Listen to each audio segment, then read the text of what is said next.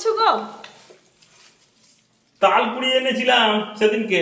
ও, আর সব তালগুলোকে ছাড়ালে একদম পুরো একদিনে? হ্যাঁ, হাতটা দেখো আমার, মানে কোনো ওই স্ক্যাপার তারপর কোনো লাগবে কি নাই? মেশিনের মতো হাত, সেই একদম 2.5 किलो का हाथ है ठाकुर। আচ্ছা, ताल से ताल निचल देंगे। আহ, দেখো, দারুন দারুন। হ্যাঁ দেখছো কত কত কত পুরো দেখো। হ্যাঁ, অনেক গাঢ়। হ্যাঁ দেখেছো গাঢ়টা?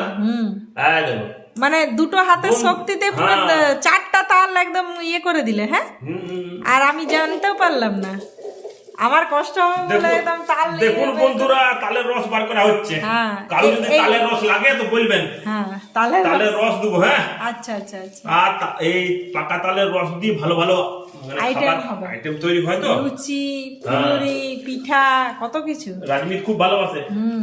ওই জন্য আমাদের একটু বেশি করে আনা বেশি করে এনেছি। রাজমিত বলেছে ভালো কিছু বানাতে মাকে। হ্যাঁ, তো মা ভালো কিছু বানাবে, তো এই জন্য আমি বার করে দিলাম তাহলে। হ্যাঁ, কারণ আমার এতটা তালের ইয়ে বের করতে গেলে আমার কষ্ট হবে। একদম কিচ্ছু নাই এটা। এরকম করে করে তালের রসটাকে বার করতে হয়।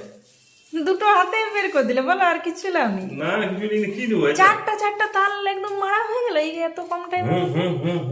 বাহ, আর আমরা মেয়েরা ঘষে ঘষে এটা কত কষ্ট করে বের করতাম। এই তো দারুণ। কিছু আছে? না, আর কিচ্ছু তো না। তাইলে একটু জল নিয়ে আর এরকম ঘষে দিলে হয়ে যায়।